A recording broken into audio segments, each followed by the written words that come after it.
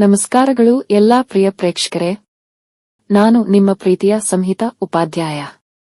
ಹೊಸದೊಂದು ವಿಡಿಯೋಗೆ ಎಲ್ಲಾ ನೆಚ್ಚಿನ ಪ್ರೇಕ್ಷಕರಿಗೆ ಸ್ವಾಗತ.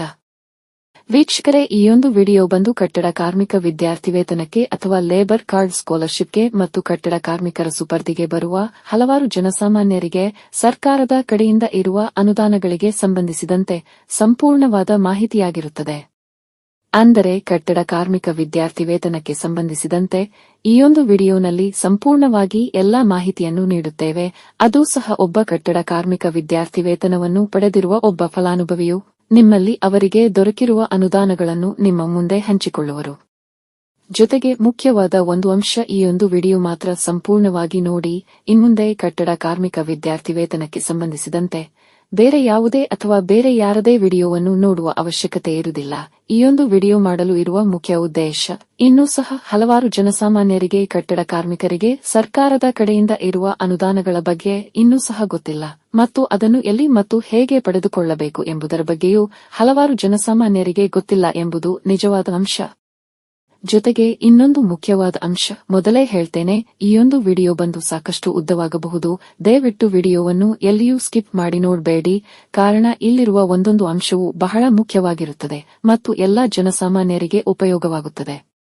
ಹಾಗೆಯೇ ಇನ್ನು ಮುಂದೆ ಪ್ರತಿ ತಿಂಗಳಲ್ಲಿ ರಾಜ್ಯ ಸರ್ಕಾರದ ಮತ್ತು ಕೇಂದ್ರ ಸರ್ಕಾರದ ಎಲ್ಲಾ ಯೋಜನೆಗಳಿಗೆ ಸಂಬಂಧಿಸಿದಂತೆ ಆ ಒಂದು ಯೋಜನೆಯ ಅನುದಾನವನ್ನು ಪಡೆಯುತ್ತಿರುವ ಅಥವಾ ಪಡೆದಿರುವ ನಿಜವಾದ ಫಲಾನುಭವಿಗಳನ್ನು ನಿಮ್ಮ ಮುಂದೆ ತರುತ್ತೇವೆ.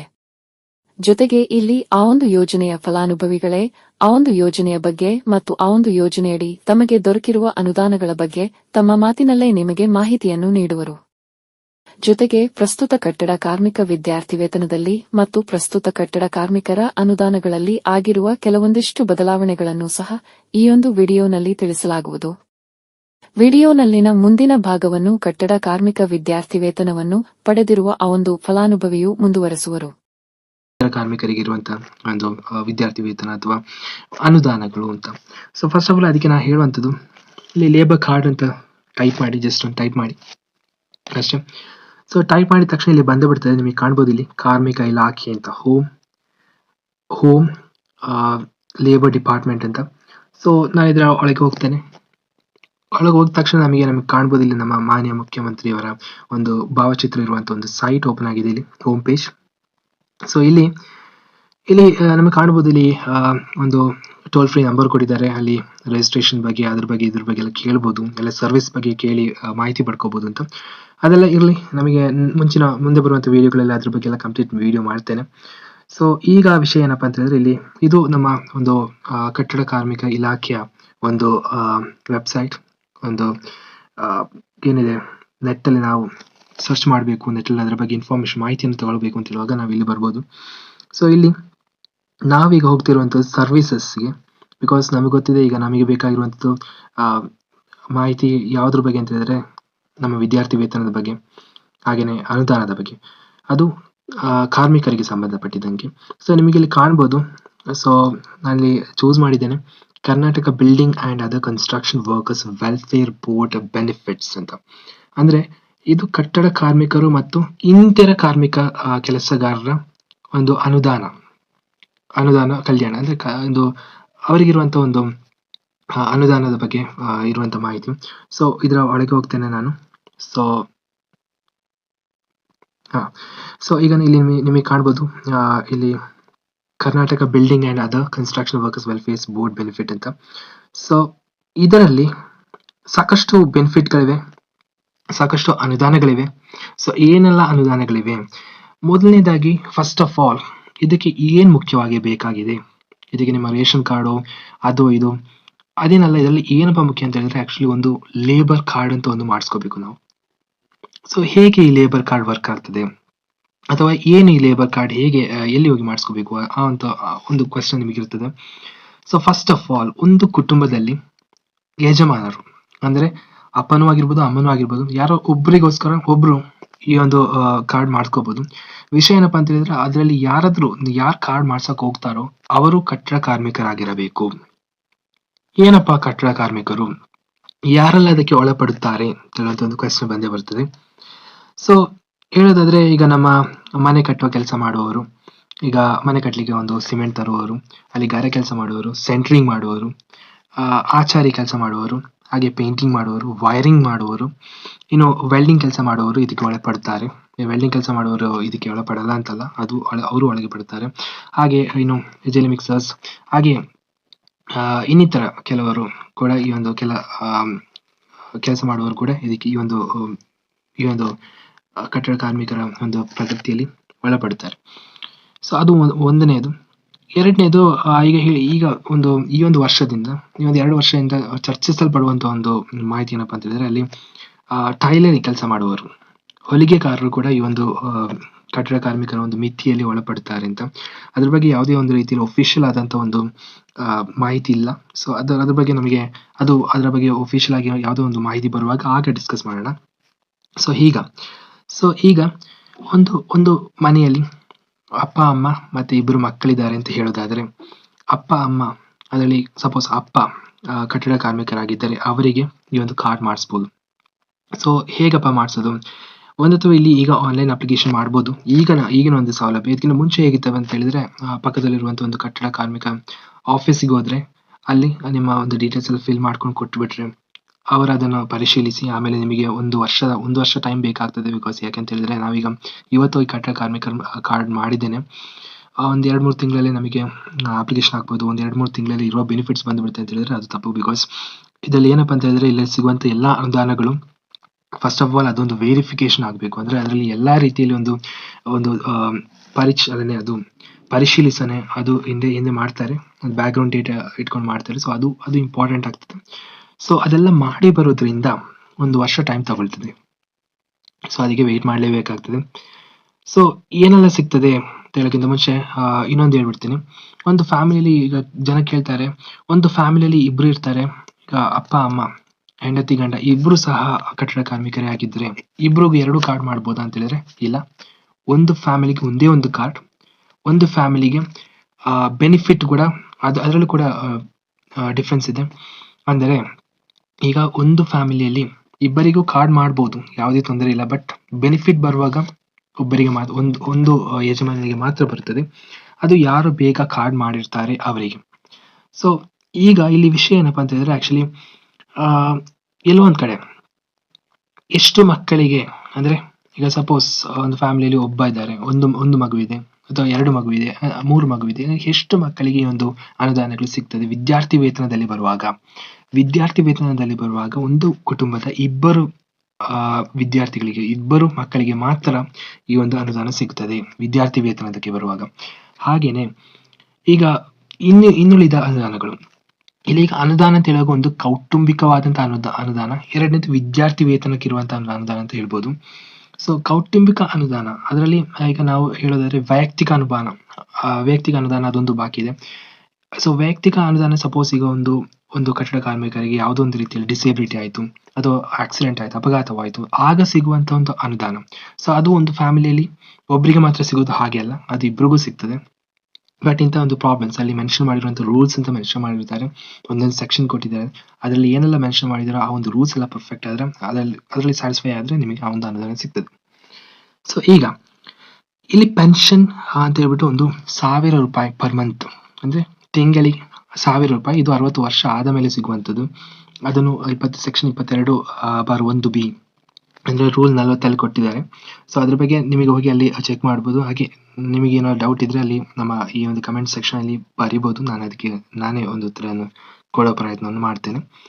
X criteria payment up to ₹2 lakh depending upon the percentage of okay ಶ್ರಮ ಸಾಮರ್ಥ್ಯ ಟೂಲ್ ಕಿಟ್ ಕಮ್ ಅಂದ್ರೆ ಟ್ರೈನಿಂಗ್ ಪ್ರೋಗ್ರಾಮ್. ಇಲ್ಲಿ ಈಗ ವಿಷಯ ಏನಪ್ಪಾ ಅಂತ ಹೇಳಿದ್ರೆ, ಆಕ್ಚುಲಿ ಈಗ ಸಪೋಸ್ ಈಗ ಆಚಾರಿಗಳಿದ್ದಾರೆ, ಅವರ ಒಂದು ಕೆಲಸಕ್ಕೆ ಬೇಕಾದಂತ ಒಂದು ಕರಕುಶಲಕ್ಕೆ ಆ ಒಂದು ಕುಶಲತೆ, ಅಂದ್ರೆ ಅದಕ್ಕೆ ಬೇಕಾದ ಒಂದು ಟ್ರೈನಿಂಗ್ಗೆ ಅಂತ ಒಂದಿಷ್ಟು ಮೀಸಲಾತಿ ಇಟ್ಟಿರ್ತಾರೆ. ಅದು ಎಷ್ಟರವರೆಗೆ ಹೋಗಬಹುದು? 20,000 ಹೋಗಬಹುದು. ಇಲ್ಲಿ ನಿಮಗೆ ಕಾಣ್ಬೋದು training program section 22/1/H read with rule 41 ಅಂತ ಹೇಳಿದ್ದಾರೆ. ಆ ರೂಲ್ ಅಲ್ಲಿ ಏನಿಲ್ಲ, 20,000 ಈ ಒಂದು ಅನುದಾನ ಹೋಗ್ಬೋದು. ಅಲ್ಲಿ ಏನೆಲ್ಲ ಸಿಗ್ತದೆ? ಈಗ ಸಪೋಸ್ ಒಬ್ಬ ಬಡಗಿ ಆಗಿದ್ದರೆ, ಆಚಾರಿ ಆಗಿದ್ದರೆ ಅವನಿಗೆ ಬೇಕಾದಂಥ ಆಚಾರಿ ಕೆಲಸಕ್ಕೆ ಬೇಕಾದಂಥ ಡ್ರಿಲ್ಲಿಂಗ್ ಮಿಷಿನ್ ಆಗಲಿ, ವೈಸ್ ಅಂತೇಳಿ ಒಂದು ವಿಷಯ ಆಗಲಿ, ಅಥವಾ ಏನೋ ಸ್ಯಾಂಟ್ರೋ ಮಿಷನ್ಸ್, ಇಂಥ ಈ ಉಳಿಗಳು, ಮುಟ್ಲಿಗಳು, ಈ ವಿಷಯಗಳೆಲ್ಲ, ಈ ಒಂದು ಎಕ್ವಿಪ್ಮೆಂಟ್ಸ್ ಎಲ್ಲ ಸಿಗ್ತದೆ. ಸೊ ಆ ಒಂದು ಎಕ್ವಿಪ್ಮೆಂಟ್ ಎಲ್ಲ ಸೇರಿಬಿಟ್ಟು ಒಂದು 10-20 ಸಾವಿರದಷ್ಟು ಬರ್ತದೆ. ಸೊ ಅದು ಅಟ್ ಮೋಸ್ಟ್ 20,000 ಅಷ್ಟು ಆ ಒಂದು ಅನುದಾನ ಸಿಗ್ತದೆ. ಇನ್ನೊಂದು ಹೌಸಿಂಗ್ಗೆ ಸಂಬಂಧಪಟ್ಟಿದ ಹಾಗೆ, ವಸತಿಗೆ ಸಂಬಂಧಪಟ್ಟಿದ ಹಾಗೆ ಕಾರ್ಮಿಕ ಗೃಹ ಭಾಗ್ಯ ಅಂತ ಹೇಳಿಬಿಟ್ಟು, ಸೊ ಇದು 2 ಲಕ್ಷದವರೆಗೆ ಈ ಒಂದು ಅನುದಾನ ಸಿಗ್ತದೆ. ಸೊ ಅದಕ್ಕೆ ವಿಷಯ ಏನಂತ ಹೇಳಿದ್ರೆ, ಇಲ್ಲಿ ನಿಮಗೆ ಕೆಲವೊಂದು ರೂಲ್ಸ್ ಅಂಡ್ ರೆಗ್ಯುಲೇಷನ್ಸ್ ಇದೆ. ಅದಾಗಿದ್ದು ನಿಮ್ಮದೇ ಆದಂತ ಒಂದು ಸ್ಥಳ, ಖಾಲಿ ಇರುವಂತ ಒಂದು ಸ್ಥಳ ಗವರ್ಮೆಂಟಿಗೆ ಆ ಒಂದು ರೆಕಾರ್ಡ್ ಅಲ್ಲಿ ತೋರಿಸಬೇಕಾಗ್ತದೆ. ಹಾಗಿದ್ರೆ ಮಾತ್ರ ನಿಮಗೆ 2 ಲಕ್ಷದವರೆಗೂ ಅನುದಾನ ಸಿಗ್ತದೆ. ಹಾಗೇನೆ ಇಲ್ಲಿ ಮೆಟರ್ನಿಟಿ ಅಸಿಸ್ಟೆನ್ಸ್, ಬಾಣಂತಿಯರಿಗೆ ತಾಯಿ ಲಕ್ಷ್ಮಿ ಬಾಂಡ್ ಅಂತ ಹೇಳ್ಬಿಟ್ಟು, ಸೊ ಇದಕ್ಕೆ assistance of ₹30,000 in case of female child, ಅಂದ್ರೆ ಹೆಣ್ಣು ಮಗುವಾಗಿದ್ರೆ 30,000ದಷ್ಟು ಅನುದಾನ ಸಿಗ್ತದೆ. ಇದು ಒಂದೇ ಬಾರಿಗೆ 30,000 ಸಿಗುವಂತದಲ್ಲ, ತಿಂಗಳ ಇಷ್ಟು ಅಂತ ವಿಂಗಡಿಸುತ್ತಾರೆ 1 ವರ್ಷದವರೆಗೆ ಅಥವಾ 18 ತಿಂಗಳವರೆಗೆ. ಅದೇ ಇನ್ ಕೇಸ್ ಆಫ್ ಬಾಯ್ ಅಂದ್ರೆ ಗಂಡು ಮಗುವಾಗಿದ್ರೆ 20,000. ಇದು ಎಷ್ಟು ಮಕ್ಕಳಿಗೆ ಅಪ್ಲೈ ಆಗ್ತದೆ? ಮೊದಲ 2 ಮಕ್ಕಳಿಗೆ ಮಾತ್ರ ಒಂದು ಕುಟುಂಬದ್ದು, ಅದು ನೆನಪಿನಲ್ಲಿ ಇಟ್ಕೋಬೇಕು. ಹಾಗೆ ಫನರಲ್ ಎಕ್ಸ್ಪೆನ್ಸಸ್, ಈಗ ಒಬ್ಬ ತೀರ್ಕೊಂಡಾದಾಗ ಯಾವುದೋ ಒಬ್ಬ ಮೆಂಬರ್, ಅಂದ್ರೆ ಈ ಒಂದು ಲೇಬರ್ ಡಿಪಾರ್ಟ್ಮೆಂಟ್ ಅಲ್ಲಿ, ಲೇಬರ್ ವೆಲ್ಫೇರ್ ಡಿಪಾರ್ಟ್ಮೆಂಟ್ ಅಲ್ಲಿ ಅವರ ಒಂದು ರಿಜಿಸ್ಟರ್ಡ್ ಆಗಿರುವಂತ ಒಬ್ಬ ಮೆಂಬರ್, ಅಂದ್ರೆ ಕಟ್ಟಡ ಕಾರ್ಮಿಕ ಇಲಾಖೆಯಲ್ಲಿ ರಿಜಿಸ್ಟರ್ಡ್ ಒಂದು ಅಡ್ಮಿಟ್ ಆಗಿರುವಂತ ಒಬ್ಬ ಮೆಂಬರ್ ತೀರ್ಕೊಂಡಾಗ ಅವರ ಒಂದು ಕಾರ್ಯ ಮಾಡಲಿಕ್ಕೆ, ತೀರ್ಕೊಂಡ ನಂತರ ಮಾಡುವಂತ ಒಂದು ಕಾರ್ಯ ಮಾಡಲಿಕ್ಕೆ ಇರುವಂತ ವೆಚ್ಚ ಒಂದು ಭರಿಸುತ್ತಾರೆ ನಮ್ಮ ಕರ್ನಾಟಕ ಈ ಒಂದು ಗವರ್ಮೆಂಟ್ ವತಿಯಿಂದ. ಅದು 4,000ವರೆಗೆ ಸಿಗ್ತದೆ. ಅದಾದ ನಂತರ ಇಲ್ಲಿ ಇನ್ನೊಂದು ಕೇಳಿದರೆ, ಕನ್ಸ್ಟ್ರಕ್ಷನ್ ವರ್ಕರ್ಸ್ ಇಲ್ಲಾದ್ರೂ ಅದು ಒಂದು ಸಾಮಾನ್ಯವಾದ ಸ್ವಾಭಾವಿಕ ಅಥವಾ ಅಸ್ವಾಭಾವಿಕ ಕಾಯಿಲೆಯಿಂದ ತುತ್ತಾಗಿ ಮರಣ ಹೊಂದಿದರೆ 50,000ದಷ್ಟು ಎಕ್ಸ್ಗ್ರೇಟಿವ್ ಆಗಿ ಸಿಗ್ತದೆ. ಇನ್ನೊಂದು ಮುಖ್ಯವಾಗಿರುವಂತದ್ದು ಎಜುಕೇಶನಲ್ ಅಸಿಸ್ಟೆನ್ಸ್, ಕಲಿಕೆ ಭಾಗ್ಯ. ಸೊ ನನಗನ್ಸುತ್ತೆ ಕಟ್ಟಡ ಕಾರ್ಮಿಕರ ಈ ಒಂದು ಸ್ಕೀಮ್ ಅಲ್ಲಿ ಈ ಒಂದು ಭಾಗ್ಯ ಎಲ್ರಿಗೂ ಗೊತ್ತಿರ್ತದೆ. ಬಿಕಾಸ್ ಇದು ಇನ್ಫ್ಯಾಕ್ಟ್ ಸ್ಕೂಲ್ ಕಡೆಯಿಂದ ಅದನ್ನು ಅವರೊಂದು ನೋಟಿಸ್ ಬೋರ್ಡ್ ಅಲ್ಲಿ ಇಡದಿದ್ರು, ಬಿಕಾಸ್ ಈ ಪಾಸ್ ಮಾತ್ರ ಆಗ್ತಾರೆ, ಹಾಕದಿದ್ರು ವಿದ್ಯಾರ್ಥಿಗಳಿಗೆ ಒಂದು ಕಮ್ಯುನಿಕೇಟ್ ಥ್ರೂ ಆಗಿ ಆದ್ರೂ ಇವತ್ತು ಮೆಜಾರಿಟಿ ಜನರಿಗೆ ಗೊತ್ತಿದೆ ಒಂದು ಕಟ್ಟಡ ಕಾರ್ಮಿಕ ವಿದ್ಯಾರ್ಥಿ ವೇತನದ ಬಗ್ಗೆ. ಇದು ಅಷ್ಟೇ, ಒಂದು ಕುಟುಂಬದ ಅಟ್ ಮೋಸ್ಟ್ ಅಂದ್ರೆ ಗರಿಷ್ಠ 2 ವಿದ್ಯಾರ್ಥಿಗಳಿಗೆ ಮಾತ್ರ ಅನ್ವಯವಾಗುವಂಥದ್ದು. ಸೊ ಹೇಗೆಲ್ಲ ಈ ಒಂದು ಅನುದಾನ ಸಿಗ್ತದೆ ಅಂತ ಹೇಳಿದ್ರೆ, ಸೊ ಇಲ್ಲಿ ನಿಮಗೆ ಕಾಣ್ಬೋದು, passing first, second and third year ಅಂದ್ರೆ ಥರ್ಡ್ ಸ್ಟ್ಯಾಂಡರ್ಡ್ಸ್ ₹2,000. ಅಂದ್ರೆ ಮೊದಲನೇ ತರಗತಿ ಪಾಸ್ ಆದ ವಿದ್ಯಾರ್ಥಿಗೆ, 2ನೇ ತರಗತಿ ಪಾಸ್ ಆದ ವಿದ್ಯಾರ್ಥಿಗೆ, 3ನೇ ತರಗತಿ ಪಾಸ್ ಆದ ವಿದ್ಯಾರ್ಥಿಗೆ, ಒಂದು ವಿದ್ಯಾರ್ಥಿಗೆ ಪ್ರತಿ ವರ್ಷಕ್ಕೆ ಒಮ್ಮೆ ₹2,000 ಸಿಗ್ತದೆ. ಸೊ ಒಂದು ವಿದ್ಯಾರ್ಥಿಗೆ, ಸೊ 2 ವಿದ್ಯಾರ್ಥಿಗಳಿದ್ದಾರೆ ಅಂತ ಹೇಳಿದ್ರೆ ಅಲ್ಲಿ ₹4,000 ಸಿಗ್ತದೆ ಒಂದು ವರ್ಷಕ್ಕೆ. ಅದೇ 4ನೇ ತರಗತಿ, 5ನೇ ತರಗತಿ, 6ನೇ ತರಗತಿಯ ವಿದ್ಯಾರ್ಥಿಗಳಿಗೆ ಪಾಸ್ ಆದ ನಂತರ ₹3,000 ಒಂದು ವಿದ್ಯಾರ್ಥಿಗೆ. ಸೊ ಅದೇ ರೀತಿ 7ನೇ ತರಗತಿ ಹಾಗೆ 8ನೇ ತರಗತಿ ಪಾಸ್ ಆದ ವಿದ್ಯಾರ್ಥಿಗೆ ₹4,000 ಒಂದು ವರ್ಷಕ್ಕೆ. ಹಾಗೇನೆ 9ನೇ ತರಗತಿ ಮತ್ತು 10ನೇ ತರಗತಿ ಪಾಸ್ ಆದ ಹಾಗೆ ಇದ್ರ ಜೊತೆಗೆ ಒಂದು +1 ಅಂದ್ರೆ 11ನೇ ತರಗತಿ, ಅದು ಫಸ್ಟ್ PUC ಕೂಡ ಆಡ್ ಮಾಡಿದ್ದಾರೆ, ಈ ವಿದ್ಯಾರ್ಥಿಗಳಿಗೆ ₹6,000 ಒಂದು ವರ್ಷಕ್ಕೆ. ಸೊ ಹಾಗೇನೆ ಪಾಸಿಂಗ್ ಸೆಕೆಂಡ್ PU ರೂಪೀಸ್, ಇಲ್ಲಿ ಹೇಳಿದರೆ 12ನೇ ತರಗತಿ ಪಾಸ್ ಅಂದ್ರೆ ಸೆಕೆಂಡ್ PUC ಪಾಸ್ ಆದಂತ ವಿದ್ಯಾರ್ಥಿಗೆ 8,000ದಷ್ಟು ವರ್ಷಕ್ಕೆ, ಪ್ರತಿ ವರ್ಷಕ್ಕೆ 8,000ದಷ್ಟು ಅನುದಾನ ಸಿಗ್ತದೆ. ಸೊ ಇದಕ್ಕೆ ಏನಪ್ಪಾ ನಾವು ಸಬ್ಮಿಟ್ ಮಾಡ್ಬೇಕಂತ ಒಂದು ದಾಖಲೆಗಳು ಅಂತ ಕೇಳೋದಾದ್ರೆ, ಒಂದು ವಿದ್ಯಾರ್ಥಿಯ ಅಂಕಪಟ್ಟಿ, ಆ ಅಂಕಪಟ್ಟಿಯಲ್ಲಿ ವಿದ್ಯಾರ್ಥಿ ಪಾಸ್ ಆಗಿರ್ತಾರೆ, ಬಿಕಾಸ್ 1 to 8th, ಅದು 1 to 9th ಆಲ್ಮೋಸ್ಟ್ ಎಲ್ಲರೂ ಪಾಸ್ ಆಗ್ತಾರೆ.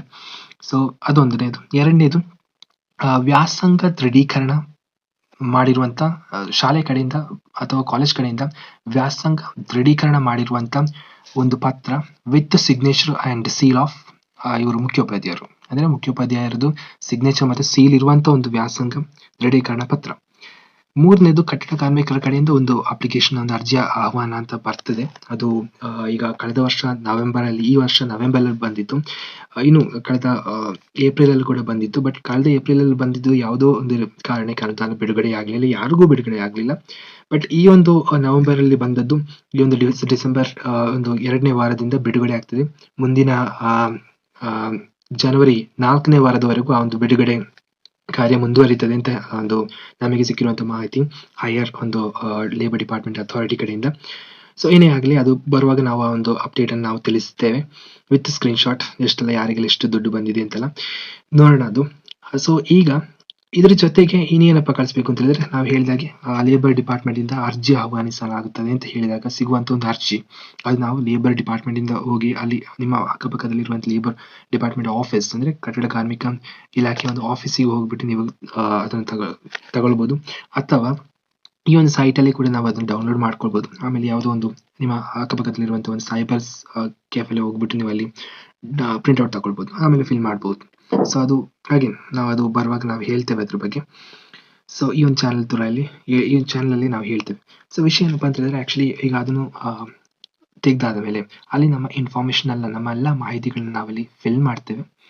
ಸೊ ಎಲ್ಲ ಮಾಹಿತಿಯನ್ನು ತುಂಬಿದ ಮೇಲೆ ಆಕ್ಚುಲಿ ಅದರಲ್ಲಿ ಕೂಡ ನಿಮ್ಮ ಶಾಲೆಯ ಸೀಲ್ ಮತ್ತೆ ನಿಮ್ಮ ಮುಖ್ಯೋಪಾಧ್ಯಾಯರ ಸಿಗ್ನೇಚರ್, ಆಮೇಲೆ ಮುಖ್ಯೋಪಾಧ್ಯಾಯರ ಒಂದು ಸೈನ್, ಅದು ಕೂಡ ನಿಮ್ಮ ಫೋಟೋ ಅದರಲ್ಲಿಟ್ಟು ಆ ಫೋಟೋದ ಮೇಲೆ ಬರುವಂತೆ ಮಾಡಬೇಕು.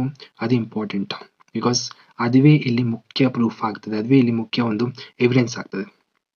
ಓಕೆ, ಸೊ ಇಷ್ಟೆಲ್ಲ ಮಾಡಿದ್ರೆ ನಾವು ಅಪ್ಲಿಕೇಶನ್ ಹಾಕಿದ್ದೇವೆ, ಹಣ ಬರಲಿಲ್ಲ ಅಂತ ಹೇಳಿದ್ರೆ ಆಕ್ಚುಲಿ ಅದು ತುಂಬಾ ತಪ್ಪಾಗ್ಬಿಡ್ತದೆ. ಅದ್ರ ಜೊತೆಗೆ ನೀವು ಇದ್ರ ಜೊತೆಗೆ ಫುಡ್ ಅಂಡ್ ಅಕಾಮಿಡೇಷನ್ಸ್ ಅದು ಮುಂದೆ ಬರ್ತದೆ ನಮ್ಮ ಒಂದು ಹೈಯರ್ ಎಜುಕೇಶನ್ ಕೇಸ್ಗಳಲ್ಲಿ, ಅದ್ರ ಬಗ್ಗೆ ಮಾತಾಡೋಣಂತೆ. ಸೊ ಈಗ ಕಂಟಿನ್ಯೂ ಮಾಡೋದಾದ್ರೆ, passing ITI for 2 years professional diploma courses ₹7,000 each year of passing. ಅಂದ್ರೆ ಎಷ್ಟು ಜನ ಈಗ ITI ಮಾಡ್ತಾರೆ, 2 ವರ್ಷದ ಪ್ರೊಫೆಷನಲ್ ಡಿಪ್ಲೊಮಾ ಕೋರ್ಸ್ ಆಗಿರ್ತದೆ, ಪ್ರತಿ ವರ್ಷ ₹7,000 ಬರ್ತದೆ. ಇದು ಅದಾದ ಮೇಲೆ ಇನ್ನೊಂದು ಇರುವಂತದ್ದು ಪಾಸಿಂಗ್ ಡಿಗ್ರಿ ಕೋರ್ಸಸ್. ನಮಗೆಲ್ಲ ಗೊತ್ತಿದೆ, ಈಗ BCom B.Ed ಮಾಡ್ತಾರೆ, ಕೆಲವರು M.Com ಮಾಡ್ತಾರೆ. ಸೊ ಇದೆಲ್ಲ ಡಿಗ್ರಿ ಕೋರ್ಸಿಗೆ ಸೇರ್ಪಡೆ ಆಗ್ತದೆ. ಸೊ ಇಲ್ಲಿ ಈಚ್ ಇಯರ್ ಅಂದ್ರೆ ಎಲ್ಲ ವರ್ಷ ಪಾಸ್ ಆಗಿದ ತಕ್ಷಣ ಬರುವಂತದ್ದು ₹10,000. ಮಾಸ್ಟರ್ಸ್ ಡಿಗ್ರಿಗೆ 20,000, M.Com MBA ಇದಕ್ಕೆಲ್ಲ ₹20,000 ಬರ್ತದೆ for entry and ₹10,000 each year passing. ಅಂದರೆ ನೀವು ಮಾಸ್ಟರ್ಸ್ ಅಂದ್ರೆ ಈಗ ನಾವು ಬ್ಯಾಚುಲರ್ ಆಯ್ತು, ಮಾಸ್ಟರ್ಸ್ಗೆ ಹೋಗ್ತಿದ್ವಿ, ಹೈಯರ್ ಸ್ಟಡೀಸ್ಗೆ ಹೋಗ್ತಿದ್ವಿ, M.Com ಹೋಗ್ತಿದ್ವಿ ಅಂತ ಹೇಳೋದಾದ್ರೆ, ನೀವು ಅಪ್ಲಿಕೇಶನ್ M.Com ಅಡ್ಮಿಷನ್ ಮಾಡಿ ಆಯ್ತು, ಅಪ್ಲಿಕೇಶನ್ ಸಬ್ಮಿಟ್ ಮಾಡಿ ಆಯ್ತು, ಪ್ರವೇಶಾತಿ ಪಡೆದಾಯ್ತು ಅಂತ ಹೇಳಿದ ತಕ್ಷಣ ಅದಕ್ಕಿರುವಂತ ಒಂದು 20,000 ಜೊತೆಗೆ ಆ ವರ್ಷ ನೀವು ಪಾಸ್ ಆಗಿದ ಮೇಲೆ ಬರುವಂತ ಒಂದು 10,000, ಇದೆರಡು ಸೇರಿಸಿ ₹30,000 ನಿಮಗೆ ಫಸ್ಟ್ ಇಯರ್, ನೀವು M.Com ಫಸ್ಟ್ ಇಯರ್ ಕಳೆದಾದ್ಮೇಲೆ ಸೆಕೆಂಡ್ ಇಯರ್ ಹೋಗುವಂತಹ ಒಂದು ಸಂದರ್ಭದಲ್ಲಿ ನಿಮಗೆ ಬರ್ತದೆ. ಇದು ಸಪ್ರೇಟ್ ಆಗಿ ಬರೋದಿಲ್ಲ. ಈ ಎರಡು ಎಂಟ್ರಿ ಇರುವಂತದ್ದು 20,000, ಹಾಗೆ ನಿಮ್ಮ ಪ್ರವೇಶಾತಿ ಪಡೆದಾಗ ಬರುವಂತ 20,000, ಹಾಗೆ ನಿಮ್ಮ ಪ್ರತಿ ವರ್ಷ ಪಾಸ್ ಆದಾಗ ಬರುವಂತ ₹10,000, ಇದೆರಡು ಸೇರಿಬಿಟ್ಟು ₹30,000 ನಿಮ್ಮ ಫಸ್ಟ್ ಇಯರ್ M.Com ಆದ ತಕ್ಷಣ. ಸೆಕೆಂಡ್ ಇಯರ್ ನೀವು ಇನ್ನು ಥರ್ಡ್ ಸೆಮಿಗೆ ಹೋಗ್ತೀರಾ, ಆ ಒಂದು ಟೈಮಲ್ಲೇ ಬಂದ್ಬಿಡ್ತದೆ. ಓಕೆ, ಸೊ ಈ ವರ್ಷ ಆಕ್ಚುಲಿ ನೀವು ಕೇಳ್ಬೋದು ಈ ವರ್ಷ ಬರಲೇ ಇಲ್ಲ ಅಂತ. ಈ ವರ್ಷ ಸ್ವಲ್ಪ ಆ ಕಡೆ ಆಗಿದೆ, ಅದಕ್ಕೆ ತುಂಬಾ ರೀಸನ್ ಕೊಟ್ಟಿದ್ದಾರೆ ಗೌರ್ಮೆಂಟ್ ಕಡೆಯಿಂದ, ಅದು ಇದು ಅಂತೆಲ್ಲ. ಇನ್ಫ್ಯಾಕ್ಟ್ ಕೋವಿಡ್ ಕಡೆಯಿಂದೆಲ್ಲ ರೀಸನ್ ತಂದಿದ್ದಾರೆ. ಬಟ್ ನಮಗೆ ಅದು ಈಗ ಇಲ್ಲದ ಕಾರಣ ನಾವು ಅದ್ರ ಬಗ್ಗೆ ಮಾತಾಡ್ಲಿಕ್ಕೆ ಏನು ಆಗೋದಿಲ್ಲ. ನೋಡೋಣ ಈ ಒಂದು ವರ್ಷ ಏನಾಗ್ತದೆ ಅಂತ. ಬಿಕಾಸ್ ಈಗ ಈ ಒಂದು ಡಿಸೆಂಬರ್ ಇಂದ ಹಣ ಜಮಾ ಮಾಡಲಿಕ್ಕೆ ಸ್ಟಾರ್ಟ್ ಮಾಡಿದ್ದಾರೆ ಅಂತ ನಮಗೆ ಒಂದು ಮಾಹಿತಿ ಸಿಕ್ಕಿದೆ. ಇನ್ನು ಮಾತಾಡೋದು ನಮ್ಮ ಇಂಜಿನಿಯರಿಂಗ್ ಮತ್ತು ಮೆಡಿಕಲ್ ಕೋರ್ಸ್ಗಳು ತುಂಬಾ ಇಂಪಾರ್ಟೆಂಟ್ ಅಂತ ಹೇಳ್ಬೋದು. ಯಾಕೆಂದ್ರೆ ನಮಗೆ ಗೊತ್ತಿದೆ, ಮೆಜಾರಿಟಿ ಕನ್ನಡಿಗರು ನಾವು ಇಂಜಿನಿಯರಿಂಗ್ ಹೋಗ್ತೇವೆ ಅಲ್ವಾ. ಸೊ ಆಕ್ಚುಲಿ ಇಂಜಿನಿಯರಿಂಗ್ ಹೋಗುವಂತ ಒಂದು ವಿದ್ಯಾರ್ಥಿಗೆ ₹25,000 ನಾವು ಪ್ರವೇಶಾತಿ ಪಡೆದಾಗ ಅಲ್ಲಿ ಇಂಜಿನಿಯರಿಂಗ್ ಕಾಲೇಜಲ್ಲಿ ನಾವು ಒಂದು ಪ್ರವೇಶ ಅಡ್ಮಿಷನ್ ಆಯಿತು, ಪ್ರವೇಶಾತಿ ಪಡೆದಿದ್ದೇವೆ, ಆ ಒಂದು ಅದಕ್ಕೋಸ್ಕರ ಒಂದು 25,000, ಹಾಗೆ ₹20,000 ಅದು ಎಲ್ಲಾ ವರ್ಷ ಇಂಜಿನಿಯರಿಂಗ್ 4 ವರ್ಷದಲ್ಲಿ ಪ್ರತಿ ವರ್ಷ ಇಂಜಿನಿಯರಿಂಗ್ ಒಂದೊಂದು ಸಂಬಂಧ ನಾವು ಮಾರ್ಕ್ಸ್ ಕಾರ್ಡ್ ಮತ್ತೆ ಇದೆಲ್ಲ ಸಬ್ಮಿಟ್ ಮಾಡ್ಬೇಕು, ಅದ್ರ ಬಗ್ಗೆ ಮಾತಾಡ್ತೇನೆ. ಪ್ರತಿ ವರ್ಷ ಪಾಸ್ ಆದ ತಕ್ಷಣ 20,000, ಹಾಗೆ ಮೊದಲ ವರ್ಷ ಪ್ರವೇಶಾತಿ ಪಡೆದಾಗ ಬರುವಂತದ್ದು 25,000. ಸೊ ಮೊದಲ ವರ್ಷ ನಿಮಗೆ 25,000 ಮತ್ತೆ 20,000 ಸೇರಿಸಿ ನೀವು ಇಂಜಿನಿಯರಿಂಗ್ ಸೆಕೆಂಡ್ ಇಯರ್ ಇರುವಾಗ ನಿಮಗೆ ಟೋಟಲ್ ₹45,000 ಬರ್ತದೆ. ಓಕೆನಾ, ಇದು ಒಂದನೇದು. ಸೊ ಇದು ಎಲ್ಲಿವರೆಗೆ ಕಂಟಿನ್ಯೂ ಆಗ್ತದೆ, maximum number of years of courses. ಅಂದ್ರೆ ನಾವು ಇಂಜಿನಿಯರಿಂಗ್ 4 years ಇರ್ತದೆ, 4 yearsಗೂ ಬಂದೇ ಬರ್ತದೆ. ಖಂಡಿತ ಒಂದು ಬರ್ತದೆ. ಅದಕ್ಕೆ ನಾನೇ ಒಂದು ಉದಾಹರಣೆ ಅಂತ ಹೇಳ್ಬೋದು, ಅದ್ರ ಬಗ್ಗೆ ಮಾತಾಡ್ತೇನೆ. ಹಾಗೆಯೇ MBBS ಮಾಡುವ ಒಂದು ವಿದ್ಯಾರ್ಥಿಗೆ 30,000 ರೂಪಾಯಿ ಪ್ರವೇಶಾತಿ ಪಡೆದಿದ್ದರಿಂದ ಪ್ರವೇಶ ಅಡ್ಮಿಷನ್ ಆಗಿದ ತಕ್ಷಣ ಬರುವಂಥದ್ದು. ಅಂದರೆ ತಕ್ಷಣ ಬರೋದಿಲ್ಲ, ಬಟ್ ಆ ಒಂದು ರೀಸನಿಂದ. ಹಾಗೆಯೇ 25,000 ಪ್ರತಿ ವರ್ಷ ಪಾಸ್ ಆದಾಗ ಬರುವಂಥದ್ದು. Up to maximum number of years. ಏನು ನಾವು MBBS 5 ವರ್ಷ ಇರ್ತದೆ, 5 ವರ್ಷನೂ ಬರ್ತದೆ. ಸೊ ಒಬ್ಬ MBBS ವಿದ್ಯಾರ್ಥಿಗೆ ಫಸ್ಟ್ ಇಯರ್ ಕಳೆದು ಸೆಕೆಂಡ್ ಇಯರ್ ಹೋಗುವಾಗ ಅಲ್ಲಿ 25,000 ಪ್ಲಸ್ 30,000 ಟೋಟಲ್ 55,000 ರೂಪಾಯಿ ಬರ್ತದೆ. ಓಕೆ, ಸೊ ಅದು ಒಂದನೇದು. ಎಂಟ್ರಿ ಟು ಡಾಕ್ಟರಲ್ ರಿಸರ್ಚ್ ಅಂದರೆ ಈಗ ಕೆಲವರು PhD ಹೋಗ್ತಾರೆ. PhD ಹೋಗುವಾಗ 20,000 after completion of every year, maximum 2 years, and thereafter and additional 20,000 after acceptance of thesis. ಅಂದರೆ ಈಗ PhD ನಮ್ಗೆ ಗೊತ್ತಿದೆ, ನಾವೊಂದು ಸಬ್ಮಿಟ್ ಮಾಡಿದ ಮೇಲೆ ನಮ್ಮ ಒಂದು, ಈಗ ಸಪೋಸ್ ಕನ್ನಡ ಅಲ್ಲಿ PhD ಮಾಡ್ತಿದ್ದೇವೆ, ನಾವು ಬರೆದಂಥ ಪ್ರಬಂಧ ಅಥವಾ ನಾವು ಬರೆದಂಥ ಒಂದು ಲೇಖನ ಅದು ಯೂನಿವರ್ಸಿಟಿ ಕಡೆಯಿಂದ ಅದು ಅಪ್ರೂವ್ ಆಗಬೇಕು. ಆಗಿದ್ಮೇಲೆ ಅದು ಇನ್ನು ಕಂಟಿನ್ಯೂಷನ್ ಸಿಗುವಂಥದ್ದು. ಸೊ ಆ ಅಪ್ರೂವಲ್ ಆಗಿದ ತಕ್ಷಣ 20,000 ಬರ್ತದೆ. ಅದಕ್ಕಿಂತ ಮುಂಚೆ ನಾವು PhDಗೆ ಅಪ್ಲೈ ಮಾಡಿದ್ದೇವೆ, PhDಗೆ ನಾವು ಹೋಗ್ತಾ ಇದ್ದೀವಿ ಅಂತ ಹೇಳುವಂಥ ಒಂದು ಪ್ರವೇಶಾತಿಗೆ 20,000 ಬರ್ತದೆ. ಸೊ ಟೋಟಲ್ 40,000 PhDಗೆ ಸಿಗ್ತದೆ. ಏನು ಇಂಪಾರ್ಟೆಂಟ್ ಆಗಿರುವಂಥದ್ದು ಮೆರಿಟ್ ಅಸಿಸ್ಟೆನ್ಸ್. ಸೊ ಇನ್ಫ್ಯಾಕ್ಟ್ ಇದುವೇ ತುಂಬ ಒಂದು ಮೆರಿಟ್ ಸ್ಟೂಡೆಂಟ್ಸಿಗೆ, ತುಂಬ ರ್ಯಾಂಕ್ ಹೋಲ್ಡರ್ ಸ್ಟೂಡೆಂಟ್ಸಿಗೆ ತುಂಬ ಒಂದು ಒಳ್ಳೆಯ ಒಂದು ಗುಡ್ ಸ್ಟೋರಿ ಅಂತ, ಗುಡ್ ನ್ಯೂಸ್ ಅಂತ ಹೇಳ್ಬೋದು ಇಲ್ಲಿ. ಸೊ SSLC ಅಲ್ಲಿ ನಿಮಗೆ 75% ಮೇಲೆ ಮಾರ್ಕ್ಸ್ ಇದ್ದರೆ ನಿಮಗೆ ಪ್ರತಿ ವರ್ಷ, ಅಂದರೆ 75 ಪ್ರತಿ ವರ್ಷ ಅಲ್ಲ, ಸಾರಿ, 75% ಮೇಲಿದ್ದರೆ SSLC ಆದಮೇಲೆ ನೀವು ಫಸ್ಟ್ ಇಯರ್ಲಿರುವಾಗ ನಿಮಗೆ ಆ ಒಂದು SSLCದು ಮಾರ್ಕ್ಸ್ ಅಂದರೆ 75% ಮೇಲಿರಬೇಕು. ಅದಕ್ಕೆ 5,000 ರೂಪೀಸ್ ಅಡಿಷನಲ್ ಅಂದರೆ ಹೆಚ್ಚುವರಿಯಾಗಿ ಸಿಗ್ತದೆ. ಓಕೆ, ಅಂದರೆ ಆಲ್ರೆಡಿ ನಿಮಗೆ ಗೊತ್ತಿದೆ ಇಲ್ಲಿ SSLCಗೆ ಎಷ್ಟು ಸಿಗ್ತದೆ ಅಂತ ಅಲ್ವಾ. ಸೊ ಹೇಳೋದಾದರೆ SSLCಗೆ 6,000 ಸಿಗ್ತದೆ. ಸೊ ಆ 6,000ಕ್ಕೆ ಈ ಒಂದು 5,000 ಮೆರಿಟ್ ಅದು ಆ್ಯಡ್ ಆಗ್ತದೆ. ಸೊ ನಿಮಗೆ ಟೋಟಲಿ 11,000 ನೀವು ಫಸ್ಟ್ ಇಯರ್ಲಿರುವಾಗ ಸಿಗ್ತದೆ. ಸೊ ಅದೇ ರೀತಿ ಇನ್ PUC ಆರ್ ಈಕ್ವಾಲೆಂಟ್, ಓಕೆ, ಅದರಲ್ಲಿ ಡಿಪ್ಲೊಮಾ ಸೇರ್ತದೆ.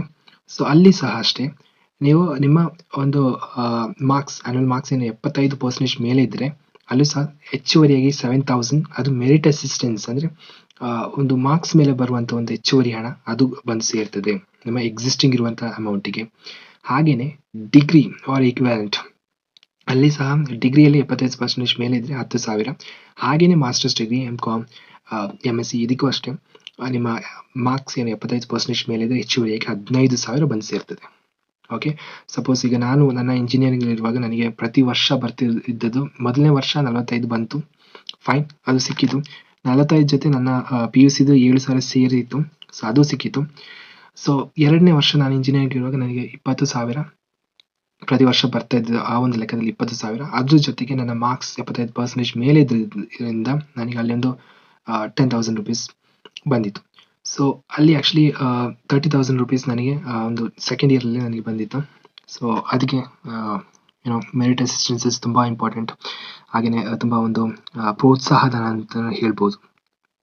ಹಾಗೆಯೇ ಈಗ ವಿಷಯ ಏನಪ್ಪ ಅಂತ ಹೇಳಿದ್ರೆ, ಆ್ಯಕ್ಚುಲಿ ಇದಕ್ಕೆ ಅಂದರೆ ನಾವು 1 to 10th 1 to 12th fine, ನಾವು ಈಗ ನಮ್ಮ ಒಂದು ಮಾರ್ಕ್ಸ್ ಕಾರ್ಡ್ ಮತ್ತು ಒಂದು ಅದ್ರ ಜೊತೆಗೆ ನಮ್ಮ ವ್ಯಾಸಂಗ ದೃಢೀಕರಣ ಪತ್ರ ಮತ್ತು ನಮ್ಮ ಕಟ್ಟಡ ಕಾರ್ಮಿಕರ ವತಿಯಿಂದ ಬರುವಂಥ ಒಂದು ಅಪ್ಲಿಕೇಶನ್ ಅರ್ಜಿ ಅದನ್ನು ಫಿಲ್ ಮಾಡಿ ಕೊಡ್ತೀನಿ. ಈ 3 ಅಂಶಗಳನ್ನು ವಿತ್ ಭಾವ ಚಿತ್ರ ಅದು ನಮ್ಮ ಫೋಟೋಸ್ ಅದು ಕೂಡ ಸಬ್ಮಿಟ್ ಮಾಡ್ತೀನಿ, ಫೈನ್.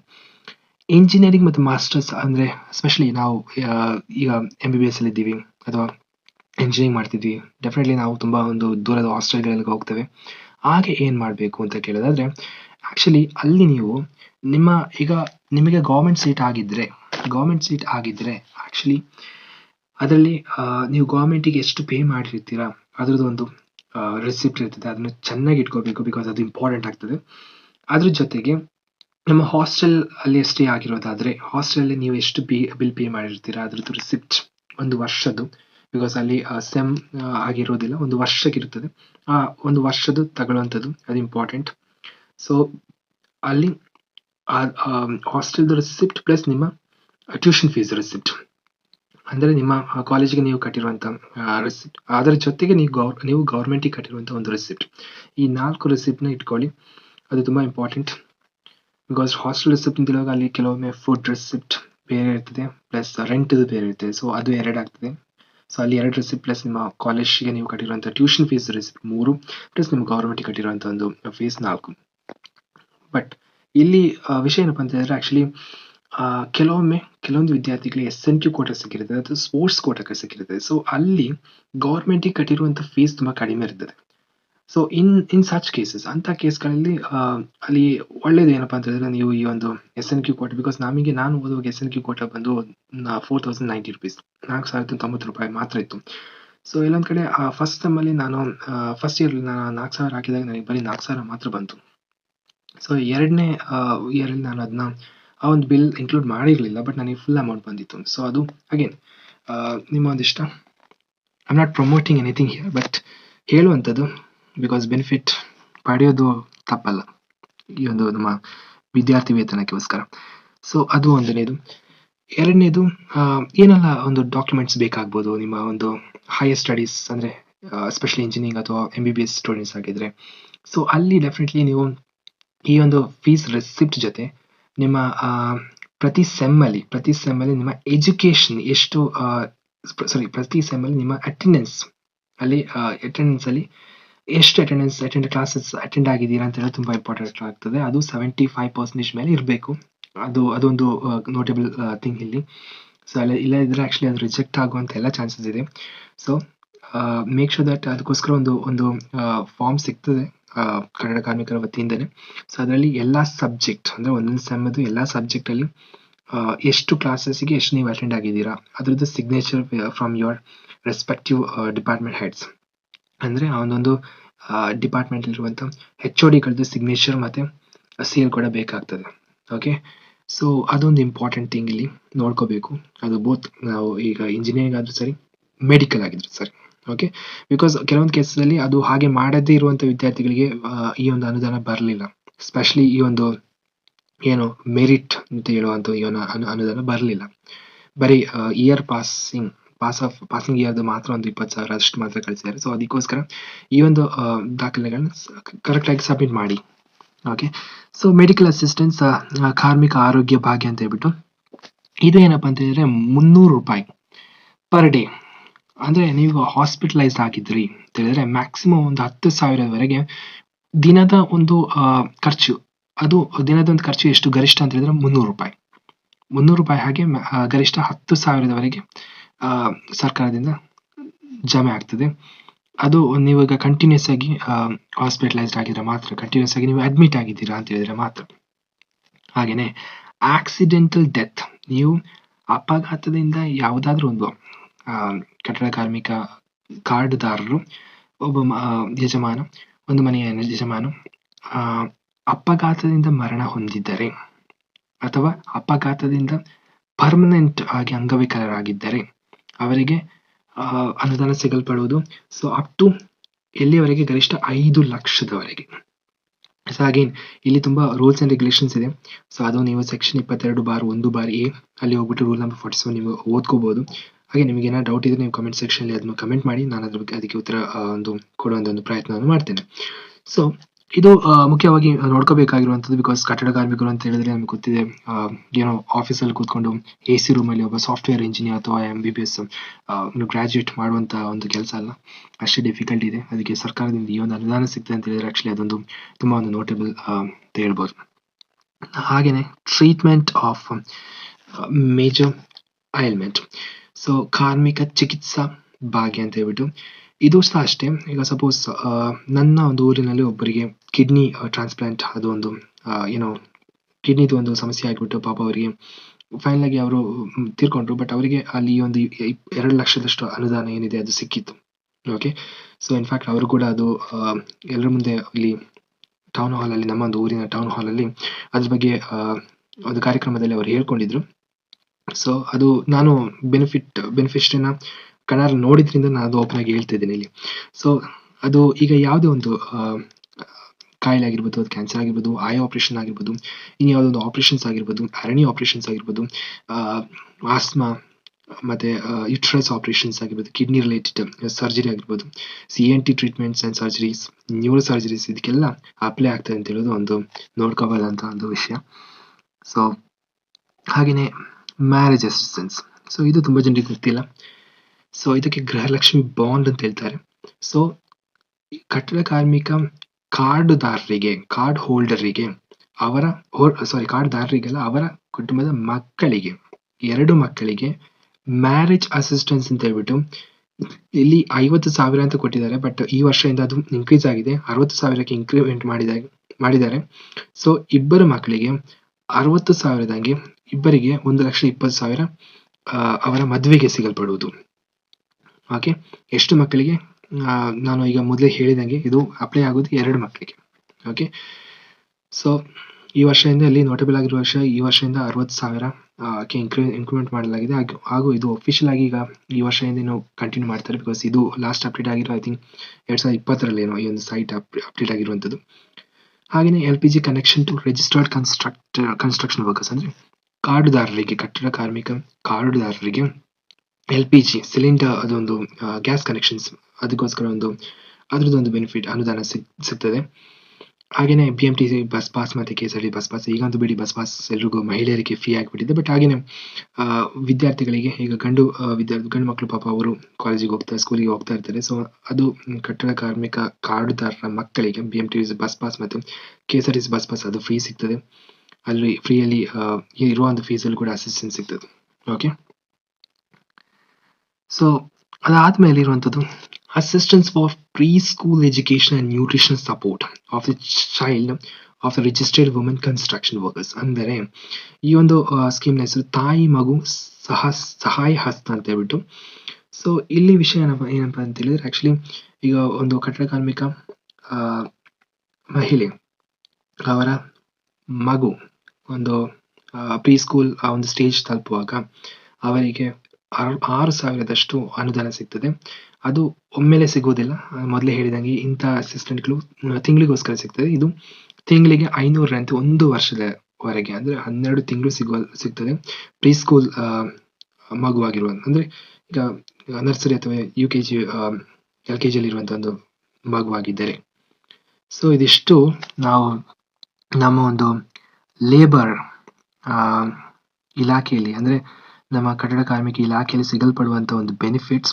ಎಷ್ಟೋ ಜನರಿಗೆ ಇದರ ಬಗ್ಗೆ ಒಂದು ನಿಖರವಾದಂಥ ಮಾಹಿತಿ ಇರೋದಿಲ್ಲ. ಅಂದರೆ ಈಗ ವಿದ್ಯಾರ್ಥಿ ವೇತನ, ಅದು ಎಷ್ಟೋ ಜನರಿಗೆ ಅದ್ರ ಬಗ್ಗೆ ಸ್ವಲ್ಪ ಮಾಹಿತಿ ಇಲ್ಲೊಂದು ಕಡೆ ವಿದ್ಯಾರ್ಥಿಯಿಂದ ವಿದ್ಯಾರ್ಥಿ ಕಮ್ಯುನಿಕೇಟ್ ಆಗಿ ಏನೋ ಸ್ವಲ್ಪ ಸಿಕ್ಕಿದೆ ಅಂತ ಹೇಳ್ಬೋದು. ಬಟ್ ಆದರೂ ಇಲ್ಲಿರುವಂಥ, ಈಗ ಸಪೋಸ್ ಈಗ ಮ್ಯಾರೇಜ್ ಅಸಿಸ್ಟೆನ್ಸ್ ಆಗಿರ್ಬೋದು, ಅಥವಾ ಕಟ್ಟಡ ಕಾರ್ಮಿಕರು ಮರಣ ಹೊಂದಿದಾಗ ಸಿಗುವಂಥ ಒಂದು ಎಲ್ಲೋ ಒಂದು ಕಡೆ ಅನುದಾನವಾಗಿರ್ಬೋದು, ಇದೆಲ್ಲ ಅಷ್ಟು ಜನರಿಗೆ ಗೊತ್ತಿಲ್ಲ. ಬಟ್ ಇದೆಲ್ಲ ಇಲ್ಲಿ ಸಿಗಲ್ಪಡ್ತದೆ. ಎರಡನೇದು, ಇದೆಲ್ಲ ಎಷ್ಟೋ ಜನರು ಹೇಳ್ಬೋದು ನನಗೆ ಸಿಗಲಿಲ್ಲ, ನನಗೆ ಅಮೌಂಟ್ ಎಲ್ಲ ಸಿಗಲಿಲ್ಲ ಅಂತ. ನಾನು ಒಬ್ಬ ಕನ್ನಡ ಮಾಧ್ಯಮದಲ್ಲಿ ಓದಿದಂಥ ವಿದ್ಯಾರ್ಥಿ. ನಾನು ಒಬ್ಬ ಬಡ ತಂದೆ ತಾಯಿಯ ಮಗನಾಗಿ ಹುಟ್ಟಿದವನು. ಈಗ ಏನೋ ನನ್ನ ಓದಿ ಅನ್ನೋ ಸ್ವಲ್ಪ ಒಂದು ಕಷ್ಟ, ಒಂದು ರೇಂಜ್ ಮೆಟ್ಟಿ ನಿಂತಿದ್ದೇನೆ ಅಷ್ಟೇ. ಸೊ ನನ್ನ ತಂದೆನೂ ಒಬ್ಬ ಕಟ್ಟಡ ಕಾರ್ಮಿಕ. ಅವರು 17 ವರ್ಷದಿಂದ ಈ ಒಂದು ಕಟ್ಟಡ ಕಾರ್ಮಿಕ ಇಲಾಖೆಯಲ್ಲಿ ಮೆಂಬರ್ ಆಗಿರುವವರು.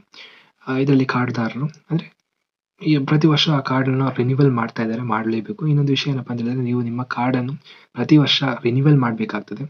ಸೊ ಅದಕ್ಕೆ ಒಂದು 250 ರೂಪಾಯಿ ವೆಚ್ಚವಾಗ್ಬೋದು, ನೀವು ಯಾವುದೋ ಒಂದು ಸೈಬರ್ ಕೆಫೆಗೆ ಹೋಗೋದಾದರೆ. ಸೊ ಅದು ಪ್ರತಿ ವರ್ಷ ಮಾಡೋದು ತುಂಬ ಇಂಪಾರ್ಟೆಂಟ್. ಮಾಡಿದ್ದೀರಾ ಇಲ್ವಾ ಅಂತ ನೀವು ಒಮ್ಮೆ ನೋಡ್ಕೊಳ್ಳಿ, ಎಲ್ಲ ಕಾರ್ಡ್ ಹೋಲ್ಡರ್ರು. ಹಾಗೆಯೇ ಯಾರಾದರೂ ಹೇಳೋದಾದರೆ ಈ ಅನುದಾನಗಳೆಲ್ಲ ಸಿಗುವುದಿಲ್ಲ ಅಂತ ಹೇಳೋದಾದರೆ, ನಾನು ಹೇಳ್ತೇನೆ, ನಾನು ನನ್ನ 4ನೇ ತರಗತಿಯಿಂದ ವಿದ್ಯಾರ್ಥಿ ವೇತನವನ್ನು ಕಟ್ಟಡ ಕಾರ್ಮಿಕ ಇಲಾಖೆ ವತಿಯಿಂದ ನನ್ನ ಮೆರಿಟ್, ಅಂದರೆ ರ್ಯಾಂಕ್ ಬೇಸ್ಡ್ ಆಗಿ ನನಗೆ ಸಿಕ್ಕಿದೆ. ಹಾಗೆ ನನಗೆ ಪ್ರತಿ ವರ್ಷ ಪಾಸ್ ಆದಾಗ ಸಿಗುವಂಥ ಒಂದು ಅನುದಾನ ಸಿಕ್ಕಿದೆ. ನಾನು ಇಂಜಿನಿಯರಿಂಗ್ ಕಂಪ್ಲೀಟ್ ಆಗುವವರೆಗೂ ನನಗೆ ಸಿಕ್ಕಿದೆ. ಸೊ ಈ ಅನುದಾನ ಏನಿದೆ, ಏನು ಘೋಷಣೆ ಮಾಡಿದೆ ಈ ಒಂದು ಸೈಟಲ್ಲಿ, ಅದಷ್ಟು ಸಿಗ್ತದೆ. ಬಟ್ ಅದಕ್ಕೆ ನಿಖರವಾದಂಥ ಒಂದು ಏನು ದಾಖಲೆಗಳು, ಅದು ಪರ್ಫೆಕ್ಟ್ ಆದಂಥ ರೀತಿಯಲ್ಲಿ ನಾವು ಸಬ್ಮಿಟ್ ಮಾಡಬೇಕು ಅಂತ ಹೇಳೋದು ತುಂಬ ಮುಖ್ಯವಾದಂಥ ವಿಷಯ. ಸೊ ಇದಿಷ್ಟು ಈ ಒಂದು ವಿಡಿಯೋದಲ್ಲಿ ಹೇಳಬೇಕಾಗಿರುವಂಥದ್ದು. ನನಗೆ ಗೊತ್ತಿದೆ ವಿಡಿಯೋ ತುಂಬ ಲಾಂಗ್ ಆಗಿದೆ ಅಂತ, ಬಟ್ ಎಷ್ಟು ಕಂಪ್ಲೀಟ್ ಆಗಿ ಇನ್ನೊಬ್ರು, ನಂಗೆ ಗೊತ್ತಿಲ್ಲ ಇನ್ನು ಯಾರಾದರೂ ಎಷ್ಟು ಕಂಪ್ಲೀಟ್ ಆಗಿ, ಎಷ್ಟು ಡೀಟೇಲ್ ಆಗಿ ಒಂದು ಲೇಬರ್ ಡಿಪಾರ್ಟ್ಮೆಂಟ್ ವೆಲ್ಫೇರ್ ಅಲ್ಲಿರುವಂಥ ಎಲ್ಲ ಒಂದು ಅನುದಾನದ ಬಗ್ಗೆ, ಬೆನಿಫಿಟ್ ಬಗ್ಗೆ ಎಷ್ಟು ಪರ್ಫೆಕ್ಟ್ ಆಗಿ ಹೇಳಿದ್ದಾರೆ ಅಂತ. ಸೊ ನಿಮಗೆಲ್ಲ ಇಷ್ಟವಾದ್ರೆ ಈ ಒಂದು ವಿಡಿಯೋನ ಲೈಕ್ ಮಾಡಿ. ಪುನಃ ಈ ಒಂದು ವಿಡಿಯೋವನ್ನು ಅಪ್ಲೋಡ್ ಮಾಡಲು ಇರುವ ಕಾರಣ ನಿಮ್ಮಲ್ಲಿ ಹಲವಾರು ವೀಕ್ಷಕರು ಕಟ್ಟಡ ಕಾರ್ಮಿಕ ವಿದ್ಯಾರ್ಥಿ ವೇತನವನ್ನು ಪಡೆಯಲು ಮತ್ತು ಇನ್ನಿತರೆ ಕಟ್ಟಡ ಕಾರ್ಮಿಕ ಸೌಲಭ್ಯಗಳನ್ನು ಪಡೆಯಲು ಅರ್ಹರಾಗಿದ್ದರೂ ಸಹ ಹಲವಾರು ವೀಕ್ಷಕರುಗಳು ಈ ಒಂದು ಕಟ್ಟಡ ಕಾರ್ಮಿಕ ಅನುದಾನಗಳನ್ನು ಪಡೆಯುತ್ತಿಲ್ಲ. ಕಟ್ಟಡ ಕಾರ್ಮಿಕ ಅನುದಾನಗಳನ್ನು ಪಡೆಯಲು ಅರ್ಹರಾಗಿರುವ ಎಲ್ಲಾ ಫಲಾನುಭವಿಗಳು ಈ ಒಂದು ಯೋಜನೆಯ ಸೌಲಭ್ಯವನ್ನು ಪಡೆಯಲಿ ಎಂಬುದೇ ನಮ್ಮ ಆಶಯವಾಗಿರುತ್ತದೆ. ಮಾನ್ಯ ವೀಕ್ಷಕರೇ, ಇದಿಷ್ಟು ಈ ಒಂದು ವಿಡಿಯೋನಲ್ಲಿ. ನೀವೇನು ನಮ್ಮ ಚಾನೆಲ್ಗೆ ಹೊಸದಾಗಿ ಬಂದವರಾದರೆ ಅಥವಾ ಇನ್ನೂ ಸಹ ನಮ್ಮ ಚಾನೆಲ್ಗೆ ಸಬ್ಸ್ಕ್ರೈಬ್ ಆಗದಿದ್ದರೆ ದಯವಿಟ್ಟು ಸಬ್ಸ್ಕ್ರೈಬ್ ಮಾಡಿ ನಿಮ್ಮ ಪ್ರೋತ್ಸಾಹವನ್ನು ತಿಳಿಸಿ. ಸಿಗುವ ಮುಂದಿನ ವಿಡಿಯೋನಲ್ಲಿ. ಅಲ್ಲಿವರೆಗೂ ಧನ್ಯವಾದಗಳು. ಇಂತಿ ನಿಮ್ಮ ಸಂಹಿತ. ಮಾನ್ಯ ವೀಕ್ಷಕರೇ, ಈ ಒಂದು ಕಟ್ಟಡ ಕಾರ್ಮಿಕ ಅನುದಾನಗಳ ಬಗ್ಗೆ ಪುನಃ ವಿಡಿಯೋ ಮಾಡಿ ಹೇಳಲು ಕಾರಣ, ನಮ್ಮಲ್ಲಿ ಹಲವಾರು ಕಟ್ಟಡ ಕಾರ್ಮಿಕ ಜನಸಾಮಾನ್ಯರಿಗೆ ಇನ್ನೂ ಸಹ ಈ ಒಂದು ಕಟ್ಟಡ ಕಾರ್ಮಿಕ ಇಲಾಖೆಯಡಿ ತಮಗಿರುವ ಅನುದಾನಗಳ ಬಗ್ಗೆ ಇನ್ನೂ ಸಹ ಸರಿಯಾಗಿ ಗೊತ್ತಿಲ್ಲ. ಪ್ರಿಯ ವೀಕ್ಷಕರೇ, ಕಟ್ಟಡ ಕಾರ್ಮಿಕ ಇಲಾಖೆಯಡಿ ನಿಮಗಿರುವ ಅನುದಾನಗಳು ಇದು ಪ್ರತಿಯೊಬ್ಬ ಕಟ್ಟಡ ಕಾರ್ಮಿಕನ ಹಕ್ಕು. ಕಟ್ಟಡ ಕಾರ್ಮಿಕ ಅನುದಾನಗಳ ಬಗ್ಗೆ ಸರಿಯಾಗಿ ತಿಳಿದುಕೊಳ್ಳಿ ಮತ್ತು ನಿಮಗಿರುವ ಅನುದಾನಗಳನ್ನು ಪಡೆದುಕೊಳ್ಳಿ.